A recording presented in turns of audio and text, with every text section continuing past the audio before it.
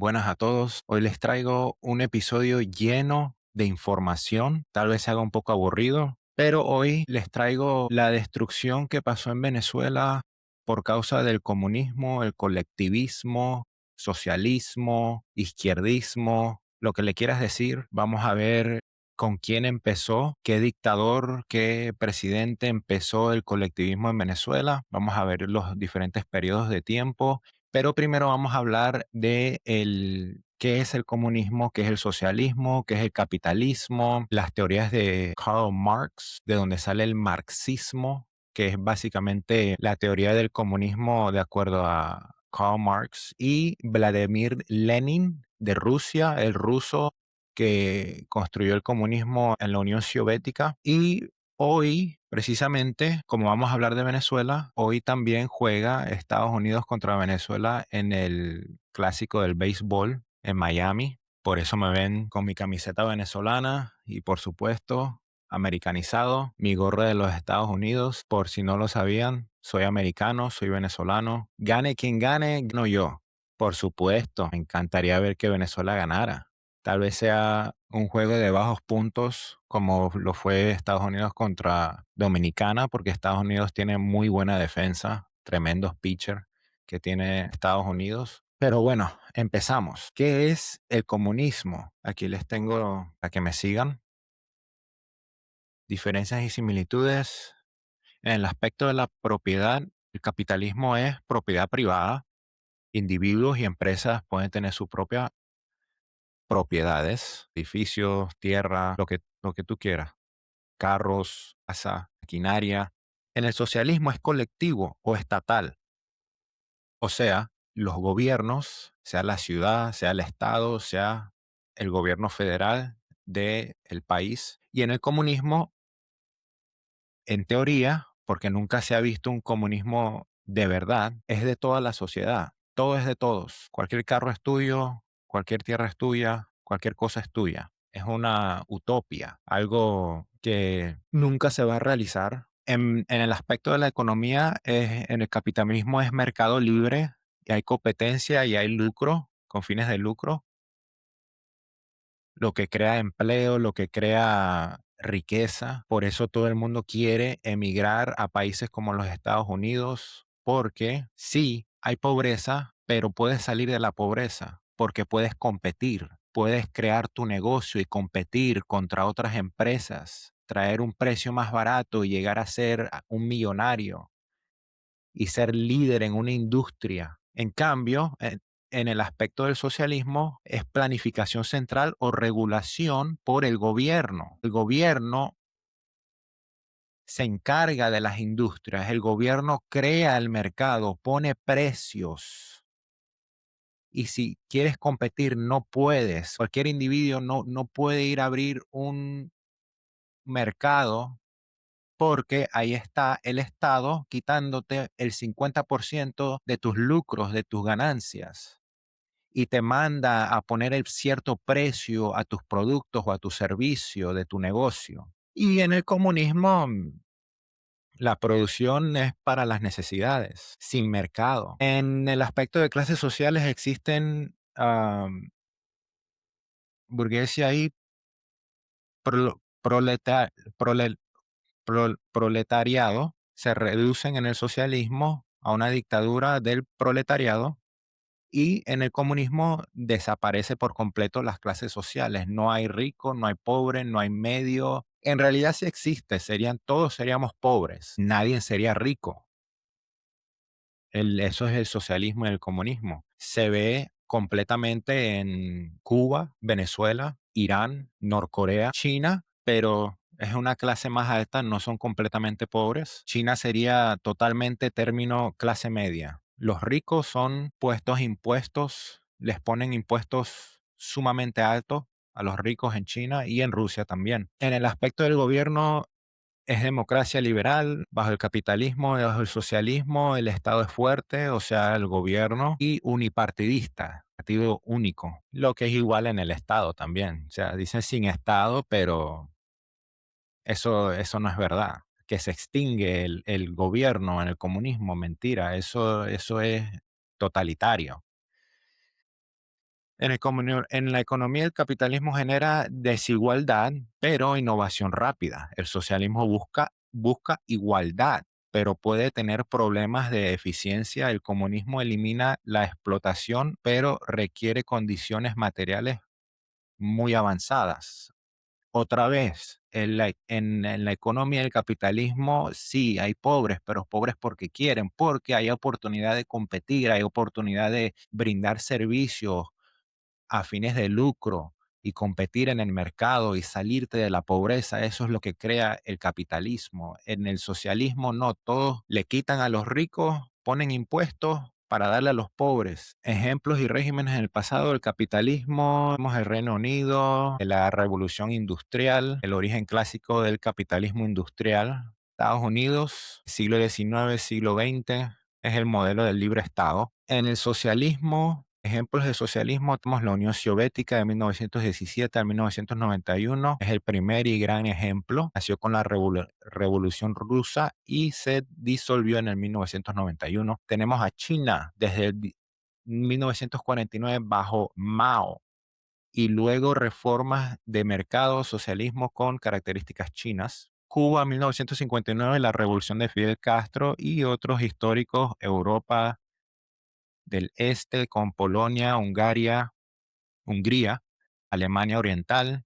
Ante la Guerra Fría, Vietnam, Corea del Norte, Laos, uno llegó al comunismo puro, o sea, sin estados, clase, o sea, una utopía. El comunismo puro, el socialismo puro, es un cielo, es un paraíso, donde todo es de todos, todos compartimos, todos somos ricos, nadie perece de nada. Eso nunca se ha visto y jamás se va a ver. Y las referencias claves de Karl Marx y Vladimir Lenin, Karl Marx con Friedrich Engels, el manifiesto del Partido Comunista que fue escrito en 1848 describe la lucha de clases, o sea, los ricos, los pobres, la clase media, y cómo el capitalismo genera su propia destrucción. La frase famosa de Karl Marx, los proletarios no tienen nada que perder más que sus cadenas. O sea, para él competir en un mercado libre es sumamente difícil, que nos lleva a la destrucción. O sea, a menos que sea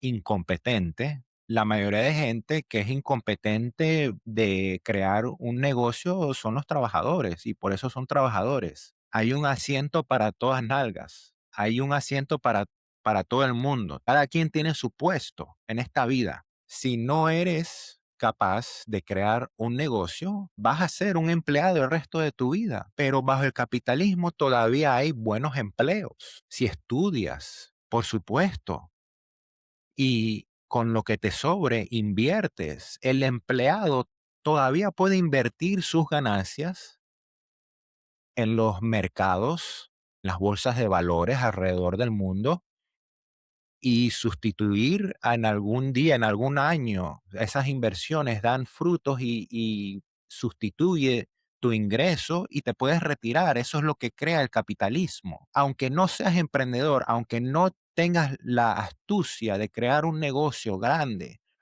en el capitalismo todavía puedes ser un empleado, invertir tu dinero, sea con otras negocios, aunque tú no seas el líder del negocio, aunque tú no seas el emprendedor, tú puedes invertir con gente o puedes invertir en la bolsa de valores y eventualmente retirarte. Pero Karl Marx no lo veía así. El Capital, Das Kapital, 1867 a 1894.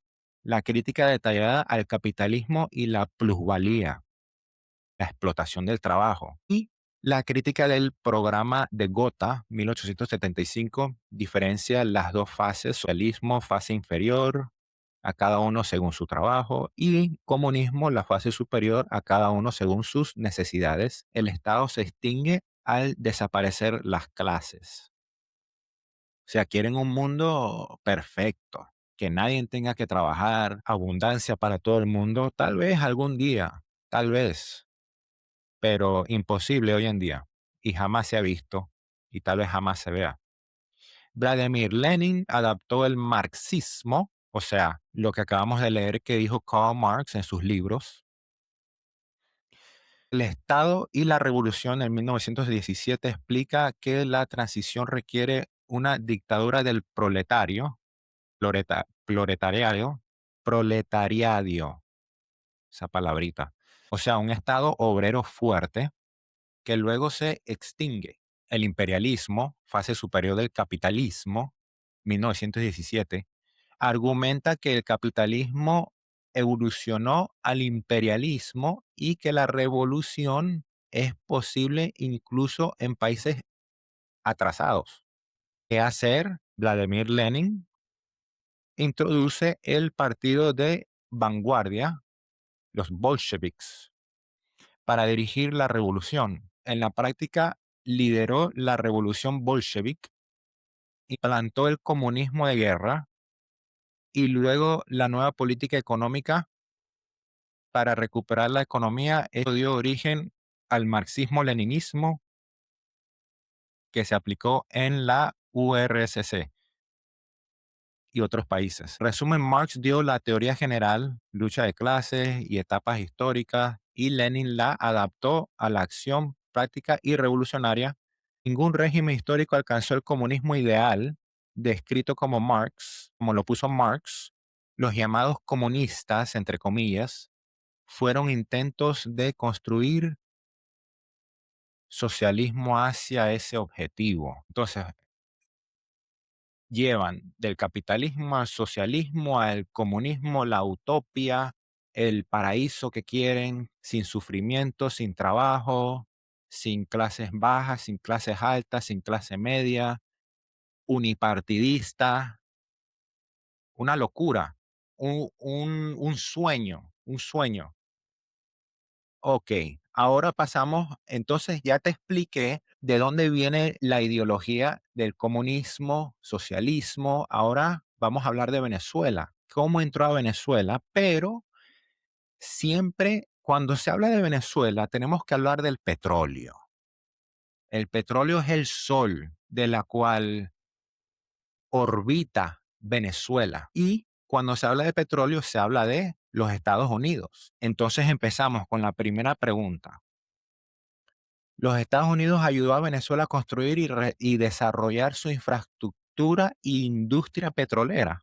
Sí, Estados Unidos ayudó a construir la infraestructura petrolera de Venezuela, principalmente a través de grandes compañías petroleras privadas estadounidenses, no mediante ayuda directa del gobierno de Estados Unidos ni financiamiento público del gobierno de los Estados Unidos. Esto ocurrió mayormente, desde la década de 1910 hasta 1970, bajo acuerdos de concesión con los gobiernos venezolanos, comenzado con el dictador Juan Vicente Gómez. ¿Cuál es el rol histórico clave de las compañías estadounidenses? Las empresas de Estados Unidos proporcionaron el capital, o sea, ellos hicieron la inversión, pusieron la tecnología, la experiencia en ingeniería y la inversión que transformaron a Venezuela de un productor menor en el segundo mayor exportador de petróleo del mundo, solo detrás de Estados Unidos para 1929. Desarrollaron la infraestructura central que aún sustenta gran parte de la industria de hoy en día en Venezuela. ¿Cuáles son las principales compañías estadounidenses involucradas? O sea, ¿cuáles compañías estadounidenses vinieron a Venezuela a desarrollar esto? Standard Oil of New Jersey, lo que luego fue ExxonMobil, fue el actor dominante, el principal. Luego tenemos a Gulf Oil, lo que luego se convirtió en Chevron, y Mobil con la Shell. Esos nombres todos los conocemos. Hasta hoy en día esos nombres son los líderes en la industria petrolera a nivel mundial estadounidense. ¿Qué construyeron en las décadas de 1920 al 1950? Construyeron campos petroleros y pozos, grandes desarrollos en el lago de Maracaibo, el occidente de Venezuela, y campos orientales como Quiriquire, que fueron descubiertos en 1928, y la producción comercial de 1930, Usepin, en 1938, Temblador y Kumarevo. Creole sola manejaba volúmenes enormes de producción, más de un tercio de ingreso neto global de Standard Oil en 1951. ¡Wow! Oleoductos, también crearon oleoductos, decenas construidos, incluyendo primer oleoducto. Estas son los pipelines, o sea, son inmensos ductos de donde fluye el petróleo. El primer oleoducto oriental importante de 29 kilómetros o 18 millas desde Quiriquire hasta el tanque de Caripito fue construido en 1930. Y capacidad de más de 75,000 barriles al día. Y las líneas Jusepín y Caripito en Puerto La Cruz, Venezuela, 1939 al 45. Oleoducto de productos Tacagua, la pulgada más empinada, entre comillas, desde Catia, La Mar hasta Caracas. Eso fue en el 1950 con la Shell. También construyeron refinerías, por supuesto, las refinerías. Construyeron terminales portuarias y facilidades de exportación, o sea, lugares de exportación y terminales, infraestructura de apoyo, campamentos para trabajadores, tanques de alimentación. O sea, construyeron todo, hasta para los trabajadores. Para las décadas de 1940 a 1950, estas inversiones crearon más de 55,000 empleos directos. ¡Wow! E intentaron las regiones al oeste del país. El petróleo venezolano también abasteció fuertemente a los aliados durante la Segunda Guerra Mundial. O sea, nosotros, Venezuela, abasteció a todos los aliados en la Segunda Guerra Mundial. ¡Wow! Ok, ¿qué fue el rol del gobierno de los Estados Unidos? Acuérdate, fue las empresas privadas de los Estados Unidos. No fue el gobierno de los Estados Unidos metiendo sus narices en Venezuela. Eso no es verdad. Eso no es verdad. Las empresas privadas bajo concesiones, el gobierno venezolano otorgaba tierras y derechos a las compañías que pagaban regalías, impuestos al gobierno. Era inversión motivada por ganancias, no caridad ni programas oficiales de ayuda de los Estados Unidos. O sea, la participación del gobierno de los Estados Unidos, principalmente diplomática, estratégica, asegurar suministro estable durante la Segunda Guerra Mundial. Estados Unidos era el principal comprador de Venezuela y las refinerías de la costa del Golfo se adaptaron específicamente al crudo pesado de venezolano. Entonces, los Estados Unidos simplemente, el gobierno de Estados Unidos compraba petróleo a sustentar su guerra durante sus batallas en la Segunda Guerra Mundial, pero las empresas privadas trabajaban con el gobierno venezolano. El gobierno venezolano le otorgaba tierras y derechos a las compañías petroleras americanas, el gobierno venezolano, con un reparto de 50 y 50 de ganancias desde el 1943. O sea, el gobierno venezolano le cobraba 50% de las ganancias a las compañías americanas. Imagínate, Estados Unidos vino a Venezuela, le construyó todo a Venezuela y le dijo al gobierno 50 y 50. Para mí eso es súper bien, pero vas a ver cómo la caga uno de los presidentes en los años 70. Continuemos. En 1976, bajo el presidente Carlos Andrés Pérez, Venezuela creó la empresa estatal PDVSA y tomó el control de todos los activos. Las compañías estadounidenses recibieron una compensación limitada, compañías que habían invertido miles de millones, o sea, billones de dólares. PDVSA heredó y operó la infraestructura construida por extranjeros americanos. Aperturas adicionales en la década de 1990 trajeron de vuelta temporalmente a empresas estadounidenses, pero los cambios de la era de Chávez, el 2007 para arriba, llevaron a más expropiaciones y declive. La infraestructura petrolera fundamental que Venezuela tiene hoy fue en gran medida diseñada y financiada por compañías estadounidenses y principios inmediatos del siglo XX. Las nacionalizaciones posteriores, o cuando te hablo de nacionalizaciones, te estoy diciendo que entró el comunismo, el colectivo. Carlos Andrés Pérez nacionalizó, o sea, colectó, colectivizó imperialmente, gubernamentalmente, creó Venezuela, PDVSA, creó PDVSA en Venezuela, o sea, un sector, PDVSA es un sector gubernamental encargado de todo el petróleo, cómo se vende, a qué son los precios, a quién se le vende, no hay competencia, eso es unipartidista, extinguió la privacidad. Continuemos. Las nacionalizaciones posteriores trasladaron el control del Estado venezolano y la producción ha disminuido desde entonces debido a la subinversión y la política. Por supuesto, eso es lo que pasa cuando el gobierno se adueña de la industria. Carlos Andrés Pérez, del 74 al 79, del Partido de Acción Democrática, llevó a cabo una nacionalización legal y compensada de la industria petrolera, efectiva el 1 de enero de 1976, creando la empresa estatal Petróleros de Venezuela, PDVSA. Esto fue muy ordenado, fue negociado y ampliamente vista en ese momento como un modelo de toma de control caballeresca. O sea, fue algo muy legal, muy formal lo que hizo Carlos Andrés Pérez.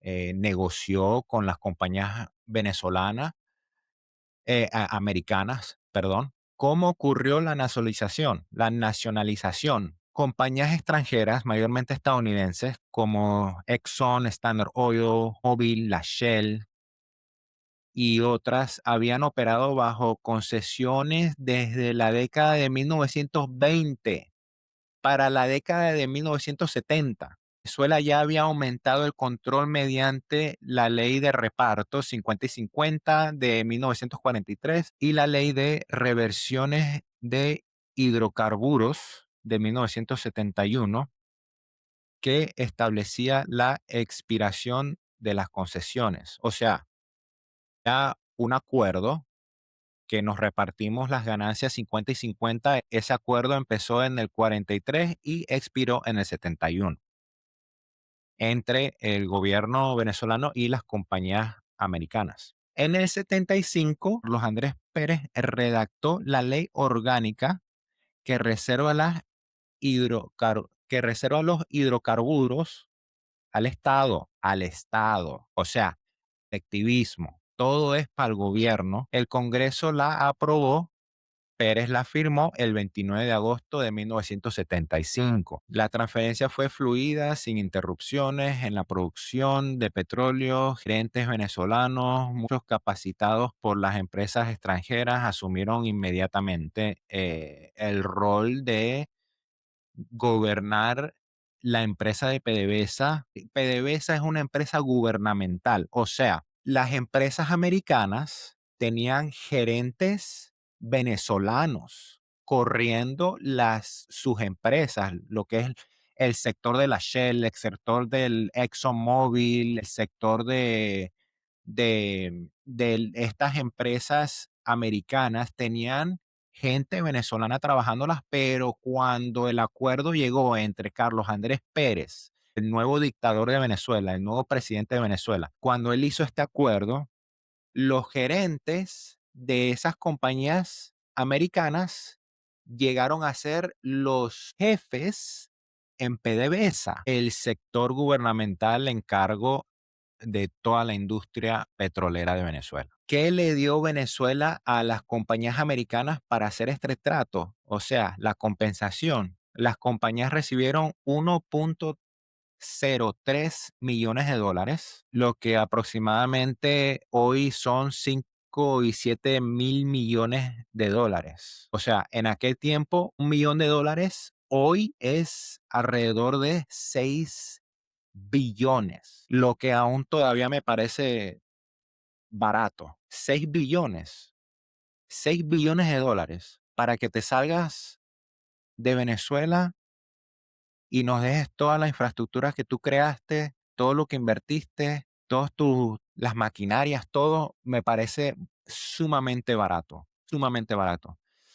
Pero fue basado en el valor neto de acuerdo a la contaduría, no en valor del reemplazo ni del mercado. La mayoría de las empresas estadounidenses aceptaron el paquete en octubre de 1975 tras negociaciones. El pago fue mayormente en bonos gubernamentales al 6%, libres de impuestos y negociables, con vencimiento en menos de 10 años, más algo de efectivo. Las compañías habían invertido históricamente más de $5.000 millones por lo que lo llamaron marginal, pero aceptaron y fueron invitadas a permanecer como contratistas de servicios, tecnología y comercialización bajo acuerdos a corto plazo. O sea, invirtieron $5 billones, 5.000 millones, y Venezuela les pagó con bonos y algo de efectivo alrededor de 6.000 millones, 6 billones de dólares. O sea, no ganaron nada por encima de su inversión.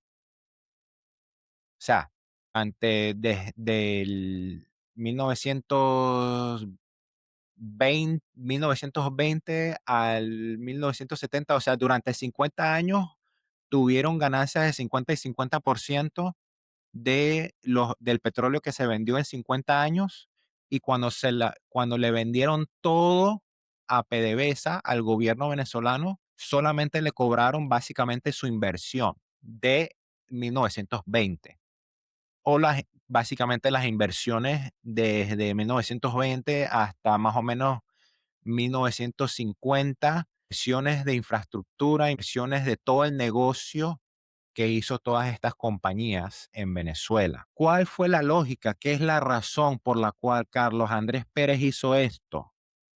El petróleo de Venezuela es para los venezolanos, decía Carlos Andrés Pérez. Acabar con el dominio extranjero sobre el principal recurso del país. O sea, ellos veían esta situación de que el americano vino a colonizarnos, vino a quitarnos el petróleo. No, Venezuela tiene que ser soberano. Así lo veían ellos. O sea, el orgullo de su país, quieren que sea de ellos. Ok, está bien. Entonces ahí empezamos a ver el conflicto del capitalismo y el comunismo, el capitalismo y el socialismo. O sea, si yo me hago rico y voy a un país pobre y descubro algo y empiezo a hacer negocio, y para ser justo, le doy 50% de mis ganancias a ese país donde yo descubrí un mercado, donde yo descubrí un producto y donde yo construí mi infraestructura para hacer el negocio, construirlo con fines de lucro, ganándome mucho dinero, yo le doy 50% a ese país. Ah, gracias. O sea, 50% de mis ganancias. Para mí eso es muy justo, pero para Carlos Andrés Pérez y el venezolano en aquel entonces me veían a mí como un imperialista, un ladrón, vino y nos robó nuestro petróleo. Hay que sacar el gringo de aquí. Soberanía venezolana, así pensaba el venezolano en aquel entonces. Ok, está bien. También otra razón era el plan de la Gran Venezuela, para sembrar el petróleo. Idea clásica venezolana de invertir los excedentes petroleros en diversificación, industria, agricultura y programas sociales en lugar de dejar que las ganancias fluyeran al exterior. Otra vez, ellos veían que se ganaba mucho dinero en el petróleo. Se iba 50% de las ganancias del petróleo venezolano, que el venezolano no descubrió, que el venezolano no construyó. No tenía ni la menor idea el venezolano qué hacer con el petróleo. Capaz que ni sabían que existía el petróleo en Venezuela. Vino un emprendedor, vinieron compañías americanas, descubrieron, construyeron, ganaron, Y el venezolano dijo, no, son ladrones. Queremos que las ganancias dejen de fluir al exterior. Queremos que nuestras ganancias de nuestro petróleo se quede aquí con nosotros. Es nuestro. Ok.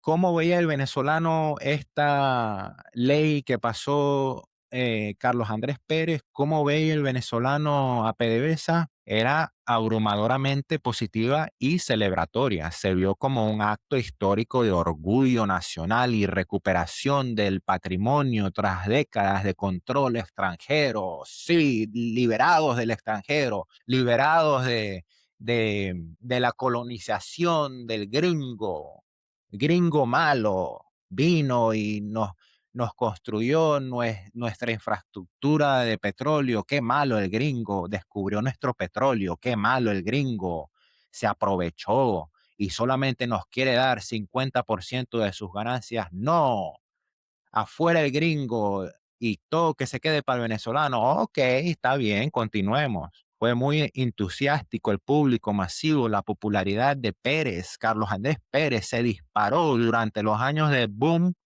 de la Venezuela saudita, con gastos extravagantes y consumismo. Le decían la Venezuela saudita. Como Arabia Saudita tenía tanto petróleo en ese entonces y Arabia Saudita era la máxima potencia del petróleo, llamaron a Venezuela la Venezuela Saudita. Ok, la reacción del gobierno y empresas estadounidenses estaban decepcionados con el monto de la compensación, pero programáticas negociaron, aceptaron el acuerdo y continuaron trabajando con PDVSA bajo contratos. La nacionalización del 76 fue legal, compensada, negociada y popular en Venezuela. La mayoría de los historiadores y economistas describen el periodo de 1950 al 73 como la edad de oro de Venezuela en términos de crecimiento y modernización. El gran cambio ocurrió exactamente con Carlos Andrés Pérez en 1974, el primer shock petrolero de la OPEP cuadriplicó los precios, los ingresos del gobierno saltaron de noche a la mañana a más del 30% del PIB. Pérez lanzó la Gran Venezuela con nacionalizaciones masivas, o sea, no solamente fue el petróleo que nacionalizó también el hierro en 1975, el petróleo en el 76 con PDVSA, la creación de docenas de nuevas empresas estatales y triplicamiento del gasto público. Entiende lo que está pasando en Venezuela en el 70, en los 70. No solamente fue el petróleo que nacionalizaron, o sea, no solamente fue el petróleo que el gobierno tomó control de ello, fue el hierro. Y aparte de eso, triplicaron el gasto público, o sea, que el gobierno sustanteaba al pueblo con el dinero que agarraban de, del petróleo y del hierro y de todas las cosas que nacionalizaron. El sector público explotó, o sea, el sector gubernamental, empresas gubernamentales del 15% al 30% y claro, multiplicaron enormemente. El público tiene que entender que Carlos Andrés Pérez sirvió 2 términos como presidente. Su primer mandato, que fue cuando construyó el comunismo en Venezuela, construyó empresas gubernamentales con PDVSA y otras empresas que ahorita vamos a ver, fue desde 1974 a 1979. Luego entró Luis Herrera Campins del 79 al 84 y luego entró Lucinchi, Jaime Lucinchi, desde el 84 al 89. Ahora, Campins y Lucinchi siguieron este comunismo que creó Carlos Andrés Pérez y eso se formó un desastre. Tanto fue el desastre económico que Carlos Andrés Pérez volvió a hacer su campaña para volver a entrar al poder y volvió a entrar al poder desde el 89, pero fue destituido, fue sacado del poder en el 93. Él hizo su campaña con el gran viraje, o sea, implementó el gran viraje que fue traer, o sea, virar a lo que él había implementado en el 74, en el 89, que causó aumentos de precios que por aumentar los precios fue sacado del poder. En el primer mandato fueron los años boom petroleros cuando Venezuela tuvo 100% de sus ganancias, quitándole todo a las empresas americanas. eh, Nacionalizó la industria petrolera en el 76, lanzó el plan modernización, la Gran Venezuela, y se convirtió en una figura internacional importante, Carlos Andrés Pérez. En su segundo mandato, que fue suspendido en el 93, formalmente removido el 31 de agosto del 93, fue reelecto en diciembre del 88 a los 66 años de edad y regresó prometiendo restaurar la prosperidad de su primer mandato. Claro que fue próspero cuando él nacionalizó el petróleo. O sea, imagínate, ya tienes 100% de las ganancias petroleras que le quitaste a los Estados Unidos.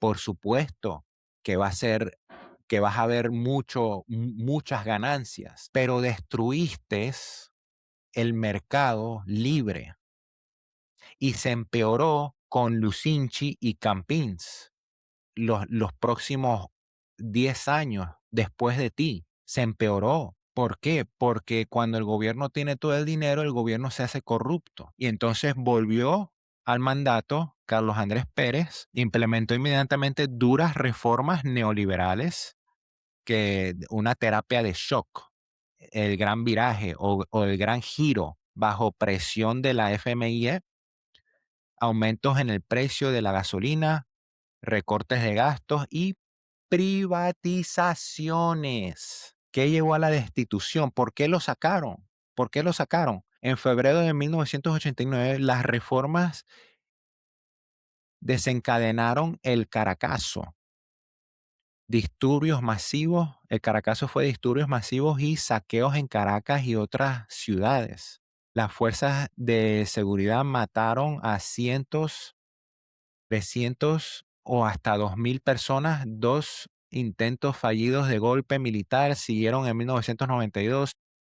El segundo liberado por el entonces teniente coronel Hugo Chávez, quien se convirtió en héroe nacional de la noche a la mañana. Aquí estamos viendo cómo entró Hugo Chávez al poder. En mayo de 1993 se convirtió en el primer presidente venezolano destituido por impeachment y el primero en América Latina en la era democrática moderna. ¿Cuáles fueron sus cargos? Malversación de 250 millones de bolívares de un fondo discrecional secreto presidencial. El dinero se usó, entre otras cosas, para financiar interferencia en las elecciones nicaragüenses de 1990 y encontrar guardaespaldas para la presidenta Violeta Chamorro. La Corte Suprema aprobó los cargos, Senado votó unánimemente para quitarle la inmunidad porque era presidente y estaba inmuno, y el Congreso, el Senado le quitó la inmunidad, se negó a renunciar, fue suspendido y el Congreso lo removió permanentemente después del límite constitucional de 90 días. O sea, él no se quería, él tenía 90 días para salirse, no se salió, el Congreso llamó a los militares y lo sacaron. En 1996 fue condenado y sentenciado a 28 meses. Este segundo mandato y su colapso dramático básicamente terminaron el viejo sistema bipartidistas y allanaron el camino para el ascenso de Chávez en 1998. Entonces, ¿qué era el gran viraje? Ese fue el paquete de reformas neoliberales anunciados el 16 de febrero de 1989, apenas 2 semanas después de asumir su segundo mandato, Carlos Andrés Pérez. Fue un programa abrupto de ajuste estructural estilo FMI para enfrentar la hiperdeuda, la caída de los ingresos petroleros y el colapso fiscal, después de que Pérez había hecho campaña prometiendo continuar el viejo modelo populista, o sea, el modelo que él implementó en los 70. Ahora en los 80, ¿qué hizo? ¿Cuáles son las medidas del gran viraje que causaron directamente el aumento de precios. Los shocks de precios golpearon casi de inmediato y fueron el principal detonante de los disturbios del Caracazo. El Caracazo fue un golpe de Estado. ¿Cuáles son los elementos del gran viraje? Ok, recortes de subsidios a la gasolina, que fue la medida más explosiva. Los precios de la gasolina se duplicaron a un aumento del 100% o sea, lo duplicó durante el fin de semana del febrero de 1989, febrero 25 y 26. De la noche a la mañana duplicó el precio de la gasolina. Venezuela tenía uno de los combustibles más baratos del mundo gracias a décadas de fuertes subsidios. Esto se vio como el fin de un derecho nacional. O sea, el venezolano, a pesar de tener el precio más bajo de la gasolina del mundo a nivel mundial, cuando le duplicaron el precio, no soportó el venezolano. Eso fue un caos. No, no, eso y un derecho nacional. O sea, ellos sentían que era su derecho tener el petróleo, la gasolina más barata del mundo. Eso fue algo. Dos, aumentos en las tarifas de transporte público. Aumentó oficial del 30%. Muchos choferes de autobús aplicaron aumentos aún mayores y comenzaron a cobrar las nuevas tarifas temprano el 27 de febrero, lo que incendió las primeras protestas en Guarenas, que se extendieron a Caracas y al resto del país, Caracazo.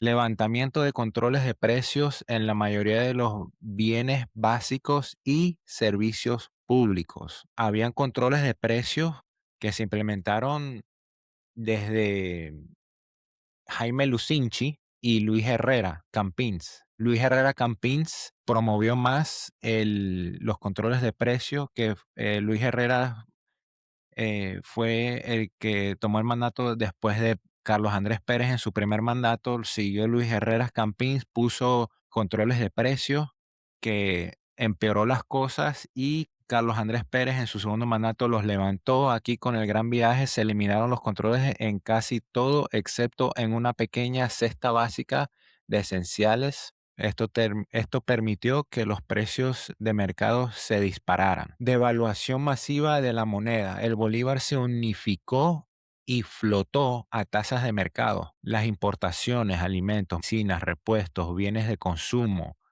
se volvieron dramáticamente más caras de la noche a la mañana, resultando inmediato. La inflación explotó a 84% en 1989, desde niveles mucho más bajos antes, con salarios congelados y más del 70% de la población ya en pobreza.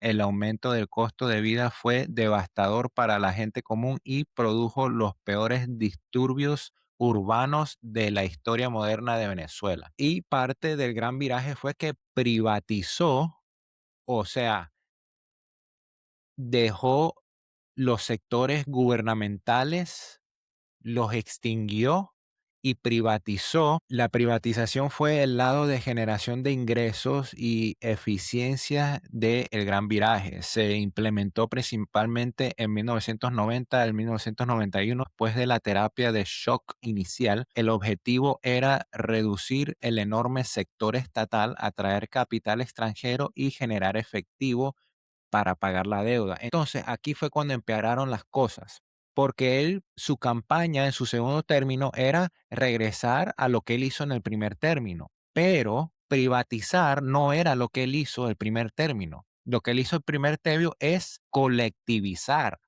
colectivó. Él trajo todo al sector público, él trajo las industrias al sector estatal, él trajo las industrias bajo el control gubernamental, y en el segundo mandato privatizó. ¿Qué privatizó? Esto se implementó principalmente en el 1990 al 91, después de la terapia de shock. O sea, la terapia de shock fue los precios y después vino la privatización. El objetivo era reducir el enorme. Para finales de 1999 el gobierno había recaudado 2.3 millones de dólares mediante ventas o sea, vendieron a CanTV. Era el monopolio estatal de teléfonos, telecomunicaciones en Venezuela, CanTV. El acuerdo estrella se vendió el 40% en 1991 por 1.8 millones de dólares a un consorcio que incluía AT&T, GTE, General Telephone Electronics, Electrónica de Caracas y Banco Mercantil. Él terminó el monopolio estatal y generó mucho más de lo que esperado, más de 1 millón por encima del precio base, más de $1 millón por encima del precio base. Viasa, la aerolínea internacional insignia de Venezuela, vendió la Viasa del Estado, la vendió. Vendió Aeropostal, aerolínea doméstica, vendió 3 bancos comerciales, vendió 2 ingenios azuqueros, vendió un astillero, vendió la licencia de banda B celular, vendió varios hoteles y activos menores. Estas ventas fueron vistas generalmente como exitosas en un momento, especialmente CanTV, y ayudaron a generar un boom temporal, crecimiento del PIB al 9% y reservas subiendo a 14.000 millones de dólares para finales de 1991. Sin embargo, los shocks de precios iniciales de 1989 y la percepción de vender la plata de la familia, cimentaron un resentimiento a largo plazo. O sea, otra vez, él hizo su campaña en regresada a lo que hicimos en los 70s, pero hizo totalmente lo opositivo. Revirtió todo el colectivismo que había hecho, todo el comunismo que había hecho. O sea, como que engañó a la gente para venir y arreglar el desastre que él mismo empezó. Y la gente se resintió. Era mucho para el pueblo venezolano consumir todo esto. Y en medio de todo esto estaba Chávez con sus campañas, él aparecía en las noticias hablando mal de Carlos Andrés Pérez. En resumen, las medidas que subieron los precios, a medida que subieron los precios, gasolina, transporte, devaluación, liberación de precios, se implementaron inmediatamente en febrero, las privatizaciones, disculpen, como el lado positivo de la misma agenda de liberación. Ok. Lo debió de haber sido al revés, privatizar primero y luego subir los precios. Eso me pregunté yo. Esta es una crítica retrospectiva muy común a la terapia de shock. Aquí está la realidad histórica de por qué Pérez no pudo o no quiso secuenciarlo de esa manera. O sea, ¿por qué no primero vender al sector privado las cosas estatales y luego hacer el shock?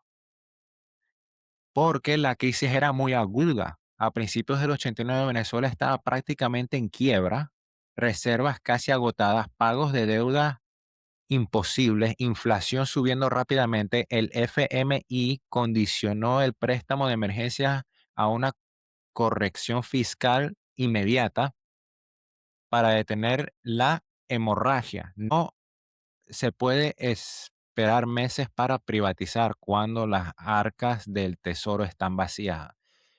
Entonces era algo que tenía que suceder rápido. Entonces prefirió subir los precios de las cosas, dar el, el el control de precio de las cosas. Las privatizaciones toman tiempo. Vender CanTV, Viasa, bancos, hoteles, requería nuevas leyes, subastas, requería hacer subastas, inversionistas extranjeros y meses o años de preparación. Las grandes ventas solo ocurrieron en 1990 y 91, después del shock inicial. La lógica económica, los enormes subsidios, especialmente a la gasolina, eran fiscalmente insostenibles. Mantenerlos mientras se intentaban reformas de mercado graduales habría requerido aún más endeudamiento e emisión de dinero, lo que podría haber causado hiperinflación, como ocurrió más tarde en la década de 1990 bajo otros gobiernos. Ok. Entonces, Pérez enfrentó un verdadero dilema: no hacer nada y caer en default, en un caos peor, o aplicar el paquete completo de FMI de inmediato. Entonces eligió lo segundo, logró una estabilización macro y a corto plazo, porque el crecimiento regresó entre el 90 y el 92. O sea, el año 89 fue algo horroroso para Venezuela, pero el 90, 91, 92 regresó el crecimiento económico, pero pagó un precio político permanente que destruyó el viejo sistema de partidos y abrió la puerta a Chávez. ¿Por qué? Porque a pesar de que sí pudo arreglar todo a corto plazo, fue muy bruto, fue muy brutal para el pueblo venezolano. Y los medios de comunicaciones en ese tiempo yo me imagino que lo estaban atacando y Chávez ahí con los medios de comunicaciones. Bueno, antes del primer mandato de Carlos Andrés Pérez, del que estamos hablando ahorita, antes de marzo de 1974, antes de su primer mandato, el patrocinio estatal, el rol del gobierno en la economía, o sea, antes del comunismo que él trajo, antes del colectivismo, la economía de Venezuela era mucho más pequeño y ligero que lo que Pérez expandió dramáticamente durante el boom petrolero del 74 al 79. Ahora, acuérdense, boom petrolero porque aumentaron un 50% de sus ganancias quitándole todo al inversionista americano. Por eso fue el boom petrolero, no porque ellos hicieron algo, no porque ellos construyeron algo o mercadearon genialmente o hicieron alguna movida de negocio eh, emprendientemente. No, no, no. El boom fue porque le quitaron todo a las compañías que vinieron del extranjero a invertir en Venezuela. Por eso se vio el 50% más de ganancia así. Entonces el Caracazo, la protesta del Caracazo, aún se recuerda en Venezuela como el momento en que murió la vieja democracia, punto fijo, y radicalizó a toda una generación, incluyendo a un joven oficial del ejército llamado Hugo Chávez, quien lo observó desde los cuarteles y más tarde dijo que la sangre del Caracazo regó las semillas de la revolución bolivariana. Entró Chávez. Ahí en el medio de todo eso estaba Chávez campañando en campaña, hablando mal de Carlos Andrés Pérez en los medios de comunicaciones, se hizo popular Chávez en medio de todo ese caos de Carlos Andrés Pérez, estaba surgiendo Chávez a los ojos del país, los ojos del pueblo, como un líder, como un salvador. Antes del primer mandato de Carlos Andrés Pérez, el patrocinio estatal, el rol del gobierno en la economía venezolana era más pequeño. Ajá. ¿Qué tan grande era el sector estatal en 1970, antes de 1974? ¿Qué tan grande era el sector estatal? O sea, ¿qué tan grande era el gobierno antes de empresas estatales? Solo el 3,2% del PIB en 1970. Participación total del sector público en el PIB alrededor del 15,4%. Muy bien. O sea, mucha gente no dependía del gobierno, incluyendo, esto incluye todo, gastos públicos, inversión pública y todas las entidades estatales.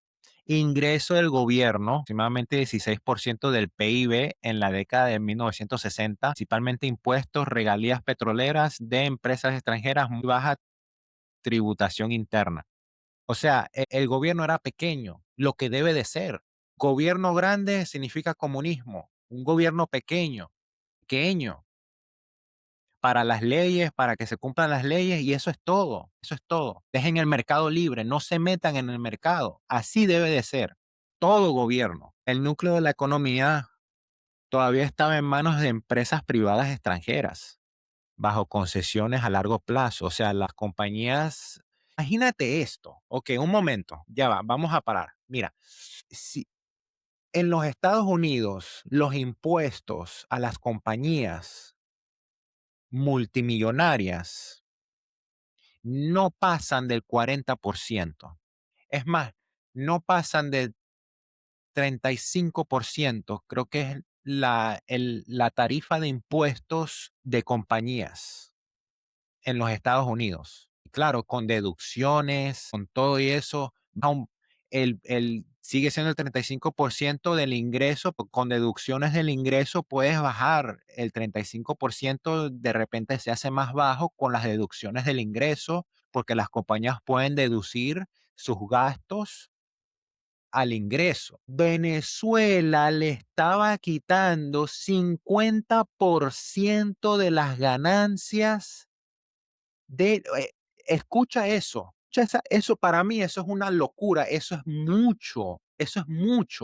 Quitarle el 50% de las ganancias a una compañía, no importa que la compañía era extranjera. Es más, es peor si la compañía es de tu propio país o es liderada o fundada por un venezolano, cobrarle el 50% de tus ganancias, eso es un abuso, eso es un abuso. Y aún así no estaba conforme Carlos Andrés Pérez, campañó en que el gringo es monopolista, es conquistador, tenemos que liberarnos, el petróleo venezolano es para el venezolano, o sea, del 50% le quitaron todo.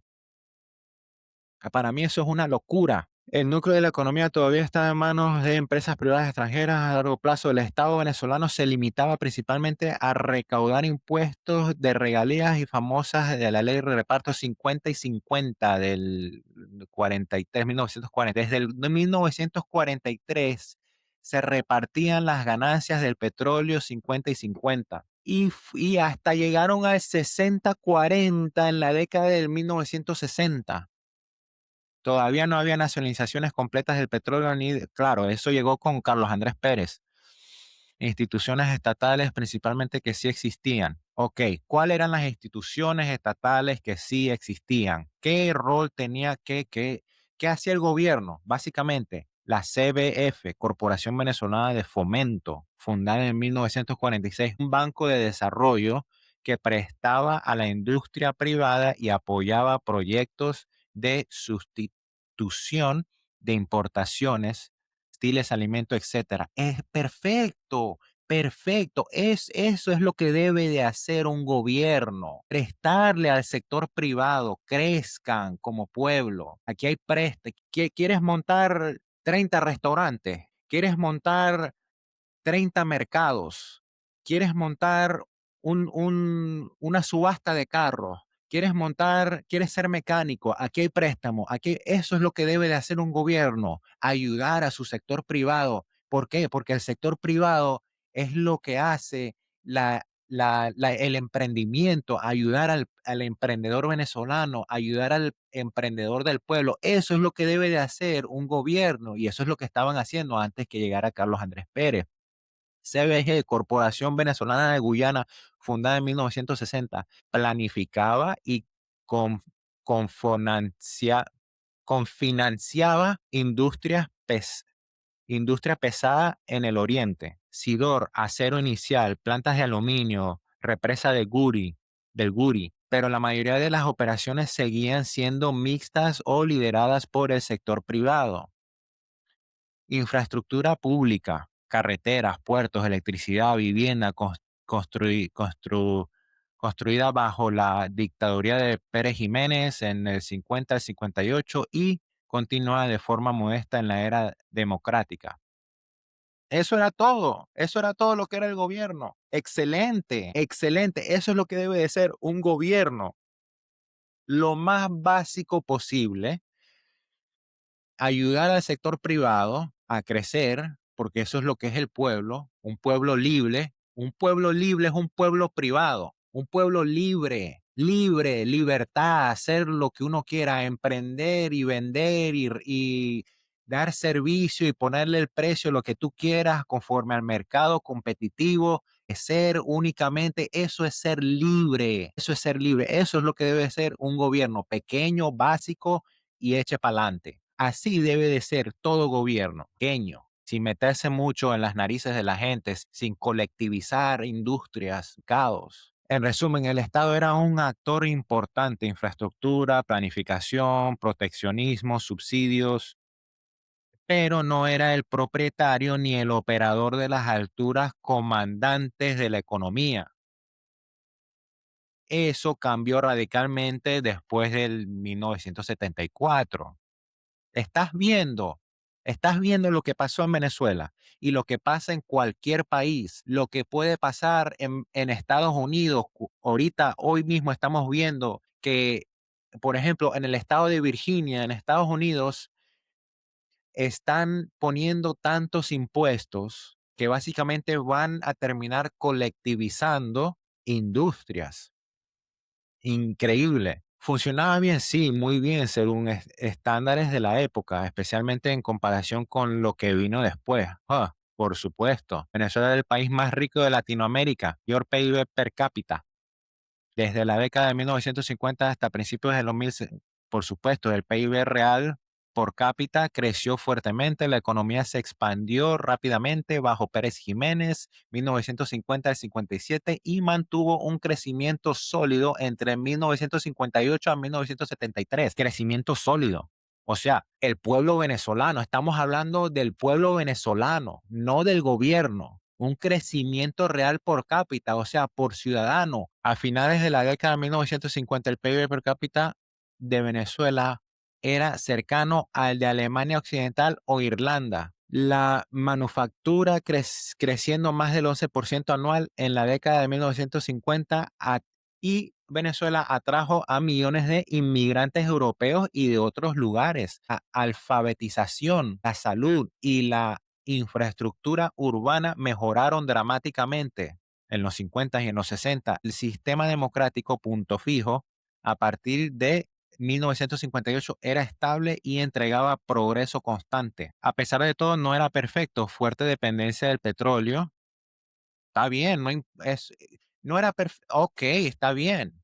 Alta desigualdad y corrupción, especialmente durante la dictadura de los años 50, se veía. Las políticas de sustitución de importaciones crearon algunas ineficiencias y protegieron industrias poco eficientes. Todo eso se podía reparar poco a poco con un buen líder, no como Carlos Andrés Pérez, comunista, socialista, estúpido, estúpido. Pero en general el modelo rentista de toque ligero. Cada renta, el Estado construye, ok, pero en general el modelo rentista de toque ligero era el gobierno, o sea, empresas extranjeras producen petróleo, el Estado recauda las rentas, el Estado construye infraestructura y apoya a la industria privada. ¿Qué más quieren? ¿Qué más quieren? Entregó una de las historias de desarrollo más exitosas de Latinoamérica durante décadas. La mayoría de los historiadores y economistas describen el periodo de los años 50, 60 hasta 1973 como la edad de oro de Venezuela en términos de crecimiento y modernización del pueblo, no del Estado, del pueblo venezolano y de Venezuela, la infraestructura, Venezuela, eso, no el gobierno. El gobierno era mínimo. Mira, el Estado recaudaba rentas de las compañías extranjeras americanas por el petróleo. Y con eso el Estado construye infraestructura y apoya a su industria privada. Si quieren hacer el petróleo que sea del venezolano, ¿por qué no apoyan a emprendedores venezolanos o gente retirada, gerentes retirados de las empresas americanas? Oye, ¿te gustaría emprender alguna compañía petrolera? Aquí hay dinero, venga, hágale. O fundar a las bolsas de inversiones en la bolsa de valores con las mismas compañías petroleras, porque se puede poner un dinerito para invertir en las mismas compañías petroleras que el venezolano ponga de su bolsillo, de lo que le sobre del pago semanal o del salario anual, inversiones en compañías petroleras. Todo eso se podía haber hecho. El gran cambio ocurrió exactamente con Carlos Andrés Pérez Cap en 1974, el primer shock petrolero, bla, bla, bla, la Gran Venezuela, ya hablamos de todo esto. Entonces, ¿cuál fue la evolución? Vamos a ver, la evolución del control estatal en la economía. Pre-1974, con Betancourt, Leoni, Caldera, otros presidentes antes de Carlos Andrés Pérez, Era un rol ligero, era un rol de apoyo, recaudaba impuestos y regalías del petróleo, construía infraestructura, apoyaba industria privada. Ejemplos principales: la CBG, Planificación Temprana, Banco de Fomento, CBG, CBF, sin nacionalizaciones mayores. Y la participación del gobierno era el 15%. Con Carlos Andrés Pérez, eso saltó al 30 y 35%. Ya hablamos de todo eso. Se creó PDVSA, Mineral de Hierro, Sidor, Acero, Bonalum, Alcasa, que controlaban el aluminio, Pequiven, Petroquímicos, expansión de la represa del Guri. O sea, nacionalizaron todos estos sectores de la industria en Venezuela.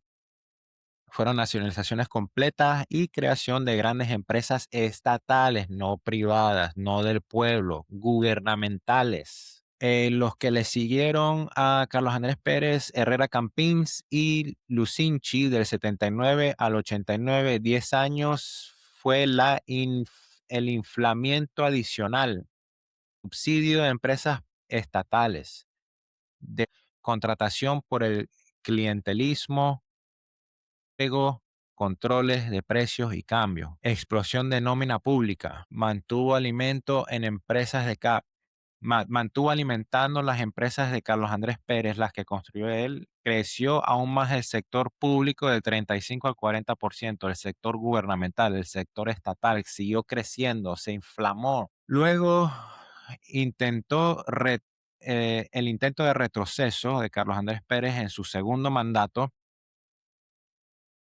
recortes de subsidios y liberación, o sea, el gran viraje del que hablamos. Ahí hubo la caída temporal del gobierno, o sea, bajó todo. Y durante todo eso, durante todo ese desastre, en el segundo mandato de Carlos Andrés Pérez, se veía Hugo Chávez haciendo su campaña.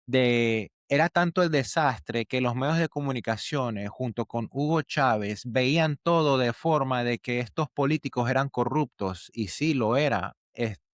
Pero la diferencia es que Chávez decía que ellos eran corruptos por haber privatizado y no expander el comunismo. Esa era la diferencia que el venezolano no vio. El venezolano, lleno de rabia de todo el desastre que se hizo desde Carlos Andrés, de la primera presidencia de Carlos Andrés Pérez, de Lucinchi y de Campins, no pudieron ver que Chávez campañaba diciendo que ellos eran corruptos, pero no por el motivo que el pueblo pensaba. Había una distorsión social junto con los medios de comunicaciones, porque Chávez se refería que deberían de tomar más posesión del sector privado, más empresas estatales, o sea, más PDVSAs. Y cuando Chávez tomó el poder, fue una expansión extrema. Renacionalizaciones, hubieron renacionalizaciones, expropiaciones masivas, nuevas empresas socialistas, nuevas empresas estatales, más control estatal. Un 1.2 de expropiaciones, más de 300 fincas, más de 700 fábricas de cemento, acero, cadenas alimentarias, bancos, puertos, docenas. Alcanzó su pico en 70-80%. El Estado alcanzó a dominar entre el 70 y 80% del sector privado. Eso es una locura. La gente venezolana estaba tan confundida en este tiempo. Bueno, para serte honesto, ni tanto, porque Chávez ganó con el 53% del voto. O sea que estaba mitad y mitad. ¿Qué es esto? Vamos a ver dónde estamos. Ok. Ahora vamos a ver la línea de tiempo precisa del cambio de Venezuela hacia un fuerte control estatal y con la reacción de Chávez. Del 74 al 79, el primer mandato de Carlos Andrés Pérez. ¿Qué ocurrió con el rol del Estado? Hubo expansión masiva del Estado, nacionalización del petróleo, PDVSA, 1976, el hierro en 1975, creación de grandes empresas estatales, el Sidor, Acero, Peñalún, Casa, Minio, Pequibén, Petroquímicos, expansión de la represa del Guri, la Gran Venezuela, el boom petroestatal. Otra vez, por supuesto que va a haber un boom. Le quitaste todo a las compañías extranjeras. Por supuesto. ¿Cuál fue la reacción de Chávez en ese tiempo? Elogió. Era como un tiempo de soberanía y orgullo nacional. Más tarde llamó a la nacionalización del petróleo de 1976 un paso positivo, aunque dijo que no fue lo suficiente radical. Esto dijo Chávez. Chávez quería que el gobierno controlara todo. Chávez era un comunista igual que Carlos Andrés Pérez. En los 80s, con Herrera Campins y Lucinchi, colapso colapso del precio del petróleo, crisis de deuda, el modelo de Estado pesado de Pérez se vuelve ineficiente, corrupto y deficitario. ¿Cuál fue la reacción de Chávez?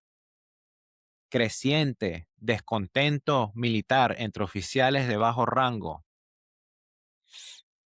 No les gustó, por supuesto, porque el comunismo no sirve. Pero a Chávez no le gustó porque Chávez pensaba que no fue suficiente lo que el Estado hizo. O sea, Chávez era totalitario. Chávez quería un comunismo total, no parcial. Por eso estaba descontento. No funcionó. Todo está yendo mal porque no hiciste más, no agarraste más fuerte al sector privado, no tomaste control total del sector privado. En el 89 al 93 hubieron las reformas neoliberales con el gran viraje estilo FMI, duplicación del precio de la gasolina porque pues subieron los precios, porque no había nada en la tasa de reservas, aumento del 30% en tarifas de transporte, levantamiento de controles de precios, que también hizo que subieran los precios para que haya ganancias, privatizaciones de CanTV, aerolíneas, etcétera, devaluación masiva, desencadeno de los disturbios del Caracazo, o sea, la protesta grandísima que hubo, cientos de muertos, luego de 2 intentos de golpe militar. El objetivo de Chávez. Chávez lideró el golpe del 4 de febrero de 1992, lícitamente contra Carlos Andrés Pérez, y estas medidas de austeridad en su discurso televisado de rendición por ahora, culpó a la corrupción, la pobreza y la traición al pueblo. Chávez. En el 98 hizo su campaña Hugo Chávez. Chávez se presentó para acabar con todo el sistema corrupto de partidos punto fijo, revertir el neoliberalismo, redactar una nueva constitución y usar la riqueza petrolera para los pobres, la revolución bolivariana. O sea, Chávez vino y hizo lo que hizo Carlos Andrés Pérez en su primer mandato y más, y más. Lo llevó extremo. Él campañó en supuestamente anticorrupción, supuestamente anticorrupción. Hugo Chávez era pro fuerte control estatal del petróleo para programas sociales. No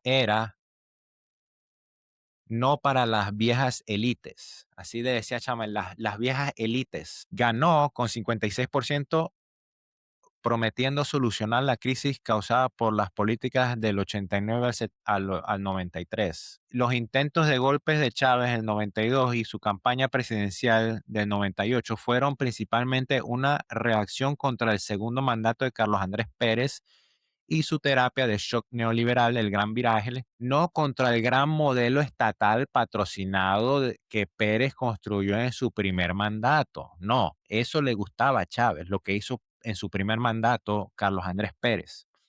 Chávez veía el giro del 89 de Pérez como la traición definitiva. El mismo hombre que había nacionalizado el petróleo en los 70 ahora vendía partes del Estado y castigaba a los pobres. Su solución fue más poder estatal, bajo nuevas reglas bolivarianas, no menos.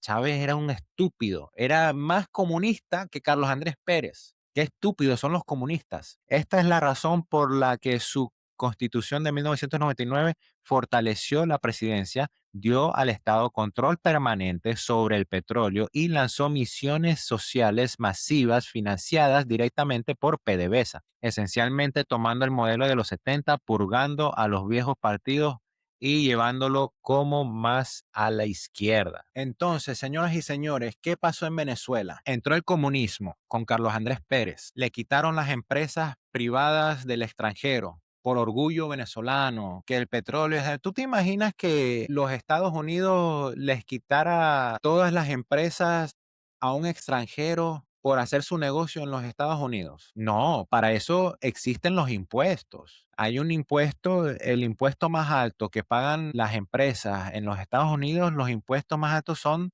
de 35%, no son ni la mitad. Y las compañías americanas pagaban al gobierno venezolano 50%. Y aún así, el venezolano decía que son unos corruptos, que son unos colonizadores, que son unos ladrones. Y tal vez, sí, tal vez no reportaban todas sus ganancias, el americano, tal vez, sí, tal vez. Pero aún así, no se rehusaron a venderle toda la infraestructura, maquinarias, todo el negocio americano, se lo vendieron a Venezuela. Negociaron y se la vendieron súper barato, $6.000 millones. ¿Qué es eso? Súper barato. Se la regalaron a Venezuela. Las compañías americanas le regaló todo a Venezuela. El que no la debe no la teme. Colectivizaron, socializaron el gobierno. PDVSA, el líder en el socialismo estatal en Venezuela, junto con